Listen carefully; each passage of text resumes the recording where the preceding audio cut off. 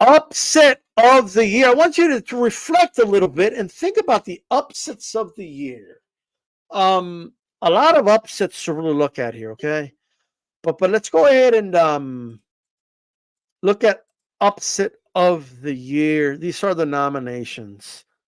First fight, Joe Joyce against Zhang. Zhang smashes Joe Joyce's eye. Joe Joyce was a huge favorite going into this fight, is what a lot of people don't understand. Um, and even in the rematch, he wasn't that. I believe he was an underdog, but they had it almost even. I mean, it's the respect the odds makers had for Joyce was amazing. But Joyce was a huge favorite going into this fight, and for Zhang to pull off that upset, it was a big deal. And now Zhang is in the mix, and as you can see, a lot of guys aren't really in a rush to fight Zhang. He's a huge star in China, by the way. Probably the most watched by the analytics, the most watched boxer in the history of TikTok. Um, Obviously, TikTok's based out of China, so it's probably why. Um, Another one. This one is was Via firing away at Rashidi Alice. Look, man, I wasn't really expecting this one.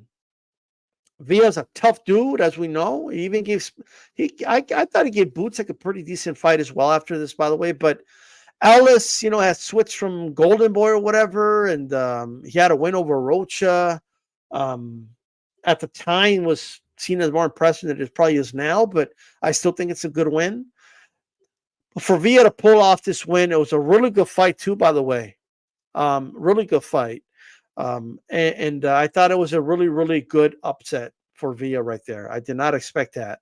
Another one was the very first Smith versus Eubank fight, right? I was not in any way, shape, or form. I was not expecting Leon Smith to win this fight. In hindsight, I think the elbow did some serious damage, and then he just capitalized from there. And it was a brutal sight to see, as you can see. And Liam Smith, even though he lost a rematch, that kind of shows you why this was a big upset. Big upset, in my opinion. Espinosa swarms Martinez, Ramirez. I'm sorry, Ramirez. Of course, as we all know, gold medalist that beat Shakur Stevenson in the Olympics. Is now the second loss for Ramirez. He lost his pro debut for those that don't remember. He later avenged it. Will he avenge this one? We'll see. But Espinosa out of Mexico, tall, lengthy, right? Doesn't stop throwing. Fights really good from the outside, the inside. I underestimated his footwork. I underestimated his speed. And also, determination goes a long way. But let me tell you something. The engine on this guy is unbelievable. He overwhelmed Ramirez. Ramirez even knocked him down. He got back up. His foot was injured. I believe it was his ankle, and he kept coming forward. He kept coming after Ramirez. He overwhelmed him to the point where Ramirez survived the 12th. He almost stopped him in the 12th round. And it was a big, big win for Espinosa out of Mexico. All right. I thought it was a very impressive win for sure. And of course, we have Mendoza. Brian Mendoza ices the towering Inferno. Keep in mind, Fondor was coming off a fight of the year candidate win over Lubin. Just where he was knocked down and got back up. He just brutalized Lubin, overwhelmed him, just rearranged his face and swarmed him. And Lubin just couldn't keep up with that. He tries the same thing to Mendoza. Has some success, obviously. This was a fight. But Mendoza found home with a big, big sequence of I believe it was a right hand and a hook, or I have it reversed, one or the other. But he definitely iced them, and the towering Inferno got iced.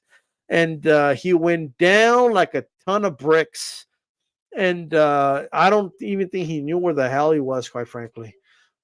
He was shaking his head at the ref. I honestly just don't think he knew where the hell he was.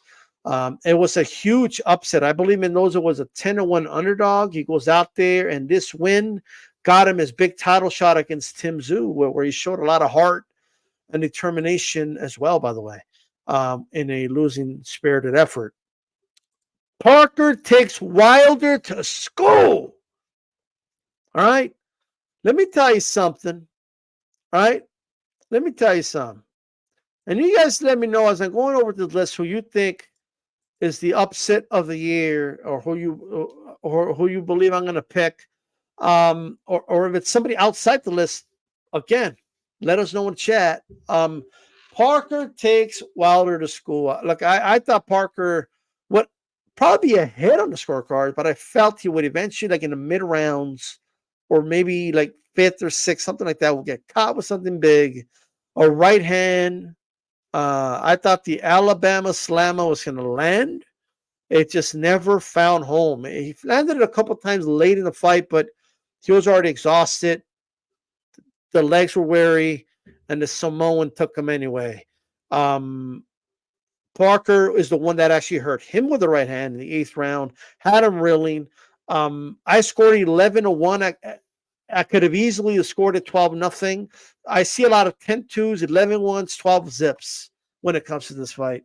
It was a virtual shutout and a great boxing performance by Parker. He took Deontay Wilder to school. So not just the fact that it was a big underdog going into the fight, but the fact that he never got hurt, he never got dropped. He's the only man that Wilder's ever stepped in a foot in the ring with that Wilder did not at least knock down. Yes, Severn didn't get knocked down in their fight, but he did knock down and knock out Severn in the rematch. So maybe that'll change in these two rematch. But as of right now, Joseph Parker is the only man alive that has fought Wilder that has remained on his feet of the times he's fought him. So with that said,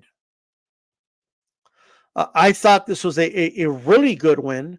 All right. And these right here, this is the fight. Upset of the year candidates. I thought all of these are worthy. All of these were great. It's hard to say which one, but it's time to let everyone know who DStyleBoxing picked as the upset of the year. The 2024 DStyleBoxing Award for upset of the year in my book.